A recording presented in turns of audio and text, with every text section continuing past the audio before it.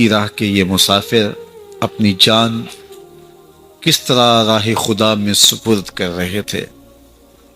اہل کوفہ سہمے ہوئے ڈرے ہوئے ابن زیاد کے دربار میں بیٹھے تھے، اور امام حسین رضی اللہ تعالی عنہ کے قتل کا، ان کی شہادت کا انہیں دکھ تو تھا، لیکن ان کے اندر ہمت، طاقت اور توانائی نہیں تھی۔ ان کی تلواریں یزید کے ساتھ رہیں اور دل امام حسین رضی اللہ تعالی عنہ کے ساتھ رکھنے کی بات کرتے تھے۔ پھر یہ قافلہ کوفہ سے چلتے چلتے دمشق کی جانب عازم سفر ہوا۔ ایک اونٹ پہ تین لوگوں کو سوار کیا گیا تھا۔ امام زین العابدین کو سوار بھی کیا گیا اور بدن پر زنجیریں بھی باندھی گئی، جکڑ کر کے سواری پہ بٹھایا گیا۔ اللہ اکبر! جہاں جہاں سے یہ لوگ گزرتے، لوگوں کو ان کی حالت پہ رحم آتا۔ بہت سارے لوگ نہیں جانتے تھے یہ کون ہیں۔ عمومی طور پہ راستوں میں یہی بتایا گیا کہ کچھ باغی لوگ ہیں جنہوں نے حکومت سے بغاوت کی، تو ان کے کیفر کردار تک پہنچا دیا گیا۔ راستے میں ایک گرجا گھر آیا اور وہاں یہ لوگ رات رکتے ہیں۔ گرجا گھر کی دیوار پہ لکھا ہوا تھا: اترجو امت قتلت حسینا شفاعت جدہ یوم الحساب۔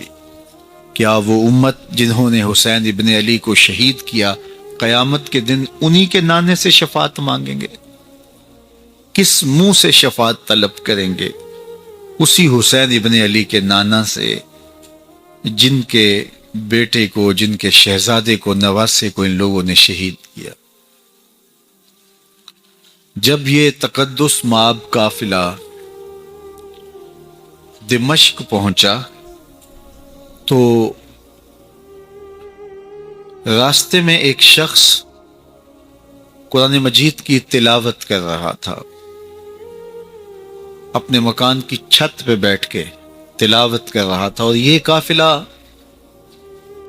اس طرح سے گزر رہا تھا کہ شہیدوں کے کٹے ہوئے سر نیزوں کی نوک پہ تھے، اور عصمت شیار خواتین اور امام زین العابدین اونٹوں پہ بندھے ہوئے تھے۔ تو پڑھنے والا تلاوت کر رہا تھا کہ کہف اور رقیم یہ ہماری نشانیوں میں سے بڑی عجیب نشانیاں ہیں۔ تو جب وہ پڑھ رہا تھا تو سر حسین سے آواز آئی: یا تالی القرآن، اے قرآن پڑھنے والا، اصحاب کہف سے زیادہ عجیب قتلی و حملی، میرا قتل کرنا اور نیزے کی نوک پہ چڑھایا جاتا۔ یہ قافلہ یزید کے دربار میں پہنچتا ہے۔ یزید بہت خوش ہوا اور اس نے حضرت امام زین العابدین رضی اللہ تعالیٰ عنہ سے کہا کہ تمہارے باپ نے میری حکومت کے خلاف بغاوت کی اور وہ اپنے انجام کو پہنچے۔ تو آپ نے جواب میں قرآن مجید کی آیات کی تلاوت کی اور اہل بیت کے مناقب اور فضائل بیان کیے۔ سیدہ زینب سلام اللہ علیہا کا ایک خطبہ اہل بیت کی عظمت، مناقب اور فضائل میں یزید کے دربار میں اپنی انوکھی اور البیلی شان رکھتا ہے۔ یزید پہلے تو خوش ہوا، لیکن جب اس نے لوگوں کے چہرے دیکھے تو وہ پریشان ہو گیا، حتیٰ کہ یزید کے دربار میں ایک عیسائی سفیر آیا ہوا تھا، تو اس نے جب کٹے ہوئے سر دیکھے اور خستہ حال سادات کی شہزادیوں کو دیکھا تو اس نے کہا یہ کون لوگ ہیں؟ تو اسے بتایا گیا، تو اس نے بڑے تاسف کا اظہار کیا، کہا کتنے بد نصیب لوگ ہو، ہمارے پاس حضرت عیسیٰ علیہ السلام کے گدھے کا کھر موجود ہے اور ہم اسے بھی عزت کی جگہ پہ رکھے ہوئے ہیں، اور تم کتنے بدبخت ہو اپنے رسول کے نواسے کو شہید کر دے۔ بے مروت بے وفا تیرا بھی کیا افسانہ ہے، جس نے اپنی ہی شمع کو گل کیا تو وہ پروانہ ہے۔ تو یزید نے جب لوگوں کے تیور دیکھے اور بدلتے ہوئے حالات دیکھے تو اس نے تعصف کا اظہار کیا اور کہا اللہ برا کرے ابن زیاد کا، وہ امام حسین کو میرے تک پہنچنے دیتا تو میں ان سے اچھا معاملہ کر لیتا۔ کچھ لوگ اس سے یزید کو بری الذمہ قرار دینے کی کوشش کرتے ہیں، لیکن یزید کے اپنے حکم سے سب کچھ ہوا۔ ابن اسیر نے لکھا ہے کہ جب یزید مرا تو ابن زیاد دمشق آ رہا تھا، اس کے ساتھ مسافر بن شریح بھی تھا، تو اچانک وہ کچھ سوچنے لگا۔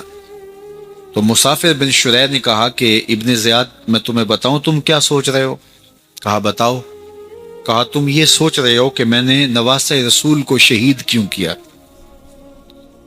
تو کہنے لگا کہ یہ مجھے یزید کا حکم تھا، اور اگر میں نواسہ رسول کو شہید نہ کرتا تو وہ مجھے قتل کر دیتا۔ اور جب مسلم بن عقبہ کو مدینہ المنورہ کی حرمت کو پامال کرنے کے لیے اور حضرت عبداللہ ابن زبیر رضی اللہ تعالیٰ عنہ کی خلافت کے اعلان کے بعد مکہ المکرمہ پر حملے کے لیے جو یزید نے بھیجا، تو اس سے قبل اس نے ابن زیاد کو کہا کہ یہ کام تم کرو۔ تو ابن زیاد نے جو جواب دیا وہ یہ تھا کہ میں تمہارے کہنے پہ پہلے ہی نواسہ رسول کو شہید کر چکا ہوں، اب نواسہ رسول کو شہید کرنا اور کعبۃ اللہ کی حرمت کو پامال کرنا، یہ دو چیزیں میں جمع نہیں کروں گا۔ اور اس نے بادشاہ کے حکم کا انکار کر دیا۔ تو یزید نے امام حسین رضی اللہ تعالیٰ عنہ کی شہادت کا حکم دیا تھا ابن زیاد کو، اور یہ دو گواہیاں میں نے ابن زیاد سے آپ کے سامنے رکھی۔ باقی اس کا یہ سیاسی پینترا کہ وہ تعصب کا اظہار کرے، تو قاتل کی پشیمانی مقتول کی اہمیت تو بڑھا سکتی ہے، لیکن قاتل کے دامن سے قتل کا داغ نہیں دھو سکتی۔ تو حضرت امام حسین رضی اللہ تعالی عنہ کا قتل یزید کو اب نظر آ رہا تھا مجھے بہت مہنگا پڑے گا، آخرت تو برباد ہوئی ہی ہوئی، دنیا بھی میں نے برباد کر لی اور میری حکومت بھی مستحکم نہیں رہ سکے گی۔ تو اب اس نے یہ کہنا شروع کر دیا کہ خدا برا کرے ابن مرجانہ کا کہ وہ راستہ دے دیتا اور امام حسین کو میرے تک پہنچ دیتا۔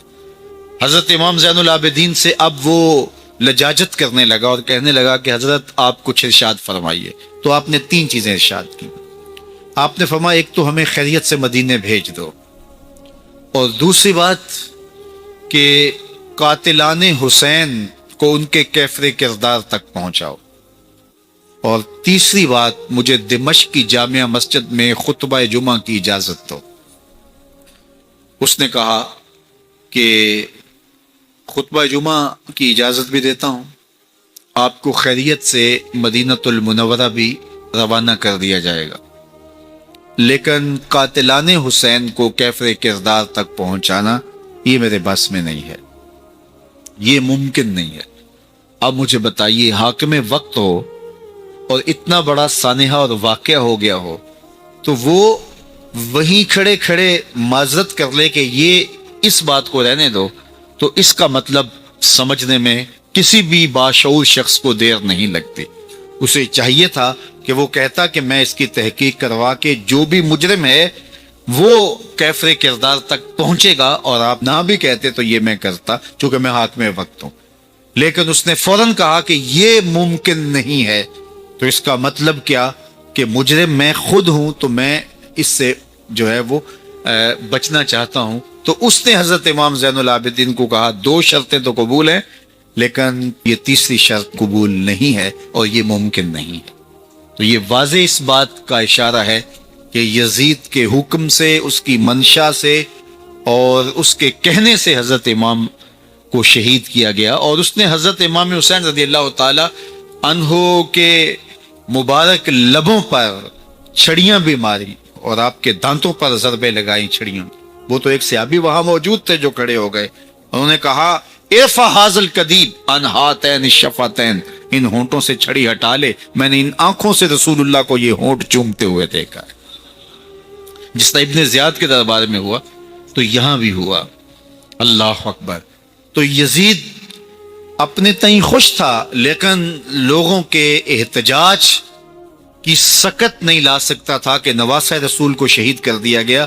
تو وہ یوں اپنی بات کو چھپانا چاہتا تھا اور بات ابن مرجانہ ابن زیاد پہ ڈالنا چاہتا. لیکن ابن زیاد کہتا ہے کہ اگر یزید کے کہنے پہ میں امام حسین کو قتل نہ کرتا تو میں قتل کر دیا جاتا، اور میں غزوہ کعبہ اور قتل امام حسین دونوں کو جمع نہیں کر سکتا، لہٰذا اب میں یزید کا یہ حکم نہیں مانوں گا، اس نے پہلے مجھ سے بہت بڑی زیادتی کروائی. یہ تاریخ کی معتبر کتابوں کے اندر موجود ہے. اب یزید نے کہا دو باتیں مان لیتا ہوں، آپ کو مدینہ المنورہ بھی رخصت کر دیتے ہیں، اور دوسرا آپ کو مسجد دمشق میں خطبہ کی اجازت بھی دیتے ہیں. اللہ اکبر. یہ وقتی تصرف تھا اس کا، ورنہ یہ کون ہے اجازت دینے والا؟ ممبر تو حسین ابن علی کے نانے کا ہے. خیر مسجد دمشق میں گئے، لوگوں کا ہجوم تھا. حضرت امام زین العابدین ممبر پہ جلوہ فراز ہوئے. خطابت تو ان کے گھر کی لونڈی ہے. تو جب آپ نے کھڑے ہو کر کے خطبہ دیا اور فضائل و مناقب اہل بیت بیان کیے، لوگوں کے سینوں کے اندر آتش محبت اہل بیت کی جوش مارنے لگی. یزید ڈر گیا کہ اگر کچھ دیر خطبہ جاری رہا تو کہیں ایسا نہ ہو کہ لوگ میرے خلاف اٹھ کھڑے ہوں. تو اس نے مؤذن کو اشارہ کیا اور وہ اذان دینے لگا. تو اس نے کہا اللہ اکبر اللہ اکبر. تو حضرت امام زین العابدین نے کہا اس میں کوئی شک نہیں کہ اللہ سب سے بڑا ہے. پھر کہا اشہد اللہ الہ الا اللہ. تو امام زین العابدین نے فرمایا کہ ہم نے اس بات کی اپنے خون سے گواہی دی ہے کہ اللہ کے علاوہ کوئی معبود نہیں ہے. پھر اس نے کہا اشہد ان محمد رسول اللہ. تو حضرت امام زین العابدین نے یزید کی آنکھوں میں آنکھیں ڈال کے کہا یزید دیکھ، اذان میں تیرے نانے کا نام ہے یا میرے نانے کا نام؟ تو حسین ابن علی رضی اللہ تعالی عنہ کا نام کبھی بھی مٹنے والا نہ زیاد کا وہ ستم رہا، نہ یزید کی رہی وہ جفا، رہا تو نام حسین جسے زندہ رکھتی ہے کر. یزید نے امام حسین رضی اللہ تعالیٰ عنہ کو راستے سے ہٹا دیا. اس کا خیال تھا کہ یہ باغی ہیں اور میں ان کو کچل دوں. حضرت امام حسین شہید کر دیے گئے، ان کا خاندان شہید کر دیا گیا. صرف 14 سال کے امام زین العابدین رضی اللہ تعالی عنہ اس حادثے میں، اس واقعہ میں جو ہے وہ بچے. اور سب سے زیادہ دکھ اپنی آنکھوں سے انہوں نے دیکھے. کربلا کا منظر بھی دیکھا، کوفے کا دارالعمارہ بھی دیکھا، اور دمشق کا دربار یزید بھی دیکھا، اور پھر یہاں سے مدینے پہنچ کر اہل مدینہ سے جو سامنا ہوا امام زین العابدین نے وہ لمحے بھی دیکھے. کہتے ہیں اس واقعہ کربلا کے بعد حضرت امام زین العابدین کبھی ہنسے نہیں تھے. جب بھی پانی پینے لگتے تو رو پڑتے، انہیں شاید سکینہ کی پیاس یاد آ جاتی تھی. امام زین العابدین کا رنگ زرد ہو جاتا جب کربلا کی یاد آتی، اور بسا اوقات شہر سے وحشت ہونے لگتی اور دور باہر نکل جاتے اور جا کر کے وہاں خیمہ گاڑ لیتے اور مہینہ مہینہ وہاں ذکر و فکر اور عبادت میں لگے رہتے. امام زین العابدین کے ہاتھوں میں ہتھ کڑیاں، پاؤں میں زنجیریں، اور اونٹ پہ باندھ کر کے جب حضرت امام زین العابدین کو شہیدوں کی لاشوں کے قریب سے گزارا گیا تو غشی پہ غشی طاری ہو رہی تھی امام زین العابدین پہ. اور وہ گھڑیاں بھی امام زین العابدین پر کتنی دردناک تھیں کہ جب شہزادیاں اونٹوں کے ساتھ باندھی گئی تھی اور امام زین العابدین اپنے بابا کا سر اپنے سامنے چلتا ہوا دیکھتے تھے. اور یہ دردناک لمحے کہ جب رات کی گھڑی آئی تو زینب سلام اللہ علیہ نے دیکھا کہ زین العابدین کے آنسو نہیں تھمتے اور ان کو غشی پہ غشی آتی ہے، تو وہ آگے بڑھ کے ان کو اپنی آغوش میں سمیٹتی ہیں اور کہا زین العابدین کیا ہوا؟ کہا کہ پھپھو جان اگر ہو سکے تو بابا کا سر کچھ دیر کے لیے میری گود میں نہیں آ سکتا ہے. وہ وقت بھی امام زین العابدین پہ آتا ہے جب زخم اور درد اور دکھ حد سے تجاوز کرتے ہیں تو زین العابدین مدینہ کی طرف منہ کر لیتے ہیں اور حضور کی بارگاہ میں ہوا کے ہاتھوں پیغام بھیجتے ہیں. ان نلتا یا ریح الصبا یومن الی ارض الحرمی بلغ سلامی روزتن فیہ النبی المحترمی یا رحمتا للعالمین ادرک لزین العابدی محبوس عید الظالمی فی الموکب والمزدحمی. امام زین العابدین نے یہ سارا دردناک منظر اپنی آنکھوں سے دیکھا اور یہ سارے دکھ سہے. امام زہری کہتے ہیں کہ ولید کے زمانے میں دوبارہ امام زین العابدین کو پکڑ لیا گیا اور ان کے ہاتھوں میں دوبارہ ہتھ کڑیاں اور پاؤں میں بیڑیاں ڈال دی گئیں. میں ملنے گیا تو جو ہی امام کے ہاتھوں میں ہتھ کڑیاں دیکھی تو میرا دل ڈولنے لگا اور میری آواز گلے میں دب گئی اور آنسو تھے کہ تھمتے نہیں تھے. تو امام زین العابدین نے مجھے دیکھا تو مجھے تسلی دیتے ہوئے کہا زہری کیا ہوا تمہیں؟ تو میں نے کہا حضرت کربلا میں تھوڑے دکھ دیکھے تھے اور اب یہ حالت مجھ سے دیکھی نہیں جا رہی. تو امام زین العابدین نے ان زنجیروں کو اور ان ہتھ کڑیوں کو جن سے آپ جکڑے گئے تھے جھٹکا دیا، لوہے کی زنجیریں ٹوٹ گئیں. کہا زہری ہم اللہ کی تقدیر پہ راضی ہے ورنہ یہ زنجیریں کیا ہوتی ہیں. امام زین العابدین کو اللہ نے عزتوں سے نوازا تھا. ہر دور کے حاکم وقت ڈرتے تھے اور ان کی عزت سے حسد کرتے تھے. ولید بن عبد الملک بنو امیہ کا بڑا تگڑا حکمران گزرا ہے.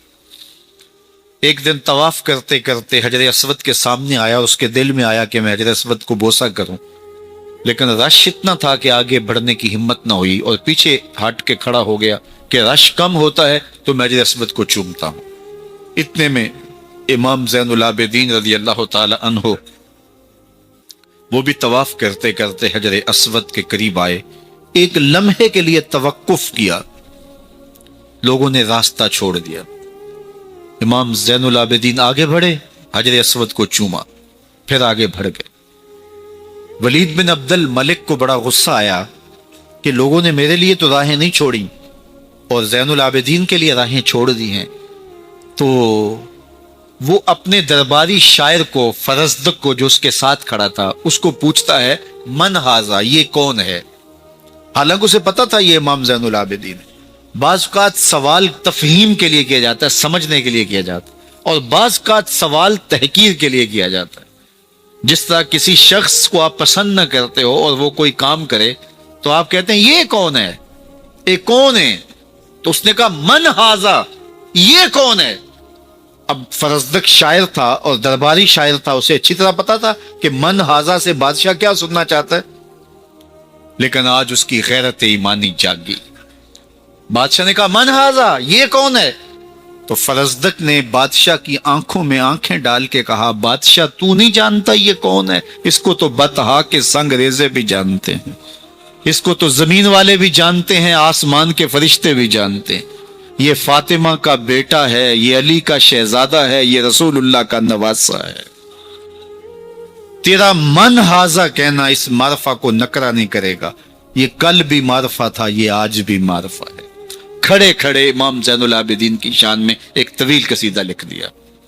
بادشاہ تو اس سے کچھ اور سوچ رہا تھا، الٹ ہو گیا. اس نے ایک فرزدق کو جیل میں ڈال دیا. امام زین العابدین کو پتا چلا آپ نے اشرفیوں کی 2 تھیلیاں خادم کے ہاتھ بیچی کہ ہماری وجہ سے تمہارے اوپر یہ افتاد پڑی ہے.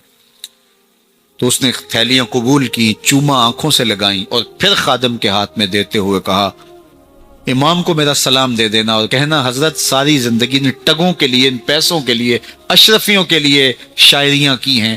یہ جو میں نے قصیدہ لکھا ہے آپ کے نانا کی شفاعت کے لیے لکھا، جو دلوں کو فتح کر لے وہی فاتح زمانہ. امام حسین کو تو کاٹ دیا گیا نا، اس لیے کاٹ دیا گیا کہ یہ ہماری حکومت سے بغاوت کر رہے ہیں. انہوں نے یہ کہا، بہانہ یہ بنایا، نظم حکومت میں یہ مخل ہو رہے ہیں، لہٰذا انہیں شہید کر دیا گیا. نہ صرف انہیں شہید کیا گیا، سر کاٹے گئے، نیزوں کی نوک پہ چڑھائے گئے، لاشوں پہ گھوڑے دوڑائے گئے. کیا کیا ظلم تھا، کیا کیا جبر تھا جو روا نہیں رکھا گیا. پیاسا رکھا گیا، بھوکا رکھا گیا، 6 ماہ کے بچے بھی نہیں چھوڑے گئے.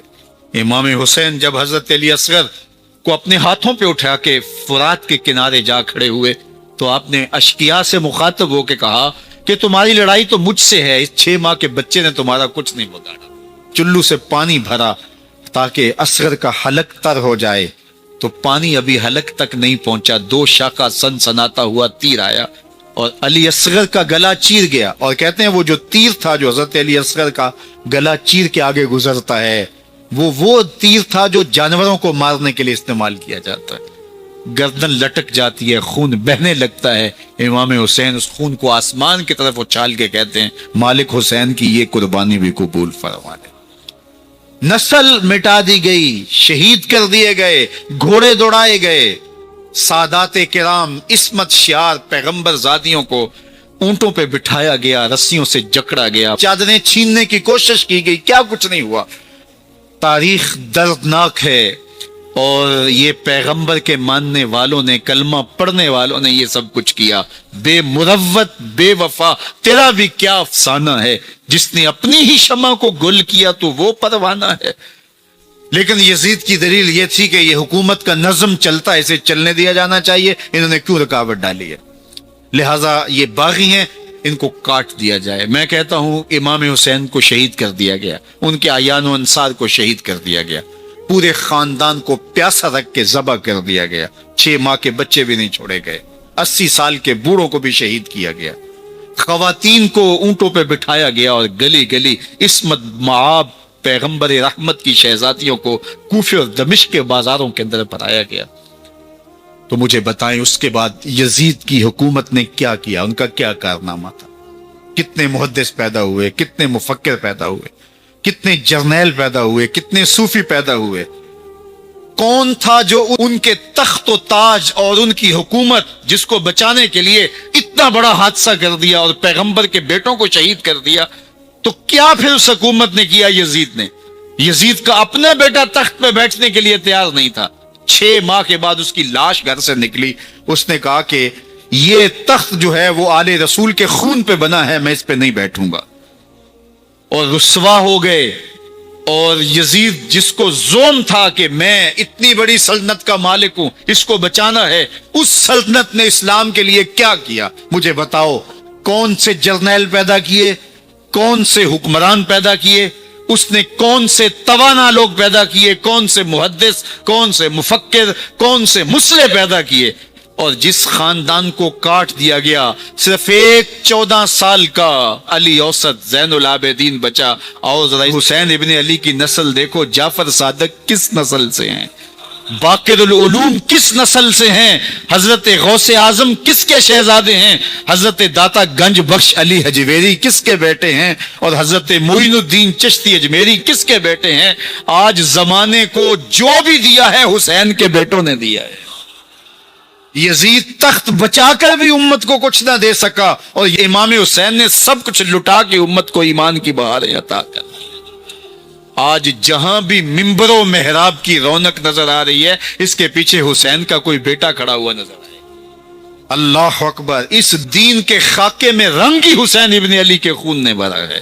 حسین اگر نہ شہید ہوتا تو آج گھر گھر یزید ہوتا، اسلام کی عظمت عیاں نہ ہوتی، خدا کے گھر میں اذان نہ ہوتی. بار الہ نوحہ سناتا پھرتا، تا روز جزا اشک بہاتا پھرتا.